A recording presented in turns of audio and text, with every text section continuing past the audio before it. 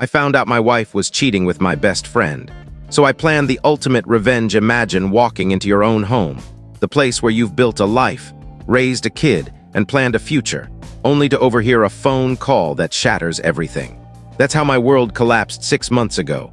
My wife, Sarah, was cheating with my best friend, Mike, my brother-in-arms since high school, the guy I'd trusted with my life. I didn't scream or confront them. Instead, I played dumb, bided my time, and planned a revenge that would leave them both humiliated and broken. This is the story of how I pulled it off. I'm Jake, 34, a project manager at a mid-sized tech firm. Sarah, 33, is a graphic designer who works from home. We met in college, fell hard, and got married at 24. We have a 7-year-old daughter, Lily, who's the light of my life. Our marriage wasn't perfect, but it was good, or so I thought. We laughed, planned family vacations, and had date nights. Sarah was my rock, my partner, my everything. Mike, 35, has been my best friend since we were 16. We bonded over video games, late-night talks, and shared dreams. He was the best man at our wedding, the guy who helped me move into our first house, and the one I called when life got heavy. He's a freelance photographer, single, always a bit of a charmer. I never thought he'd betray me. Our daily life was routine but happy. I'd leave for work at 7 a.m., Sarah would handle Lily's school drop-off, and we'd all have dinner together. Mike would come over for barbecues or game nights. Looking back, there were signs: Sarah's late-night texting, her sudden girls' nights, Mike's odd comments about how lucky I was to have her. But I trusted them. Why wouldn't I? It was a Thursday evening, February 2025. I'd come home early from a canceled meeting, planning to surprise Sarah with takeout from her favorite Thai place.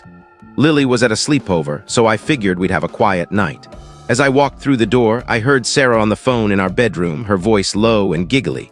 Something about it felt off. I crept closer, heart pounding, and stood outside the door. "Mike, stop, you're gonna make me laugh too loud," she whispered. "No, he's not home yet. God, I can't wait to see you tomorrow. That thing you did last time, I'm still thinking about it." My stomach dropped. The takeout bag slipped from my hand, hitting the floor with a soft thud. She didn't hear it.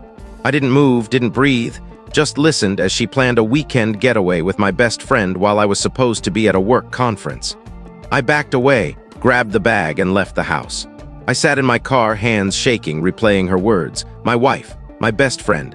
How long had this been going on? That night, I didn't go home. I checked into a cheap motel, claiming a work emergency to Sarah via text. My mind was a mess: anger, grief, self-doubt. Was I not enough? Had I missed something? I thought about Lily, how this would break her world. I wanted to storm back, confront them, scream until my lungs gave out. But I didn't. I'd seen enough Reddit stories to know: don't act on emotion. Plan, be smart. The next morning, I went home, kissed Sarah like nothing was wrong, and started playing the long game. Every smile felt like swallowing glass. Every time Mike texted me about grabbing a beer, I wanted to smash my phone. But I kept it together, for Lily, for myself, for the revenge I was already dreaming up, became a detective in my own life. First, I checked Sarah's phone when she was in the shower. She'd changed her passcode, but I guessed it: Lily's birthday. Rookie mistake. Her texts with Mike were locked behind an app, but I found deleted messages in her cloud backup. They were explicit, heartbreaking. "Can't wait to be with you again," Jake's clueless. "I love how you make me feel alive." I screenshotted everything, backing them up to a hidden drive. Next, I installed a tracking app on her phone. Yeah, I know, ethically gray, but betrayal changes you. It showed her going to Mike's apartment when she claimed to be at yoga. I hired a guy named Tom, who was worth every penny. He got photos of them together, kissing in a park, sneaking into a hotel. The final nail? A voice recorder I hid in her car caught them planning to figure out how to leave Jake after our 10th anniversary party in August. Each piece of evidence was a punch to the gut. I cried alone in my car, raged in my head, but kept smiling at home. Sarah noticed I was quieter, but chalked it up to work stress. Mike clapped me on the back at a barbecue, saying, "You're a lucky guy, Jake." I wanted to deck him. Instead, I nodded and planned. The idea hit me in April, our 10th anniversary party. We'd been planning a big bash: family, friends, coworkers, a fancy venue with catering and live music. Sarah was obsessed with making it perfect. I decided it would be perfect for me. I'd expose them in front of everyone, ruin their reputations, and walk away clean. Step 1. Control the narrative. I started subtly distancing myself from Sarah and Mike socially. I told close friends I was worried about Sarah's stress or Mike's been acting weird. Nothing overt, just enough to plant seeds. I didn't want to look like the crazy one when the truth came out. Step 2, secure my future. I met with a divorce lawyer, Karen, who was a shark. She advised me to protect my assets and get a custody plan for Lily. I moved half our savings to a new account, documented Sarah's spending, and got character references from Lily's teachers about my parenting. Karen said, "You're doing this right. Most guys explode and lose everything." Step 3, the reveal. I worked with the venue's AV guy, a buddy from work named Chris. We rigged the slideshow meant to be a sappy 10 years of love montage to include my evidence. Photos, texts, audio clips, all edited into a devastating 5-minute video. I also hired a process server to deliver divorce papers to Sarah at the party, timed perfectly. Step 4, protect Lily. I arranged for her to stay with my parents that weekend. I couldn't let her see this. August 30, 2025.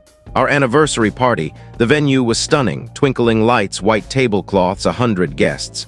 Sarah wore a red dress, beaming as she worked the room. Mike was there laughing, toasting to the happy couple. I felt sick but kept my cool, giving a speech about love and trust that made Sarah tear up. She had no idea.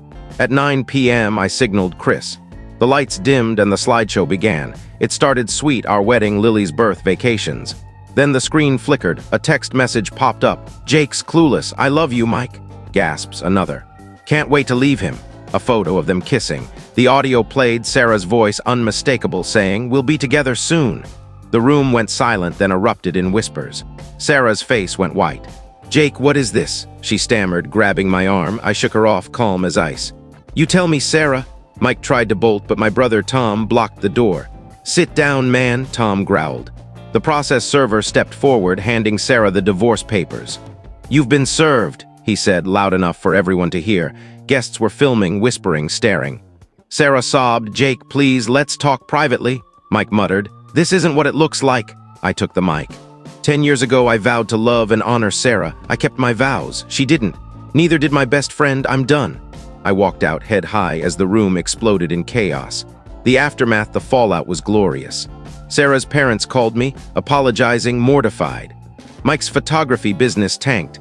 Clients dropped him after the video went viral on local social media. Sarah tried to spin it, claiming I'd manipulated the evidence, but no one bought it. The texts, the photos, the audio, it was undeniable. I got full custody of Lily, with Sarah getting supervised visits. The divorce is ongoing, but Karen's confident I'll come out ahead. I sold our house, moved to a new place with Lily, and started therapy to process the betrayal. Mike tried to apologize via text. I blocked him. Sarah left voicemails begging for forgiveness. I deleted them. The closure, I'm not going to lie, it still hurts. Some nights I wake up replaying Sarah's laugh from that phone call or Mike's fake smiles. But I'm rebuilding. Lily's my anchor, and my friends, real ones, have rallied around me. I'm even dating again, taking it slow. The party was my line in the sand. I refused to be the fool. They thought they could play me, but I played smarter. To anyone in my shoes, don't rush. Plan, protect yourself. And when the time comes, make sure the truth hits like a freight train.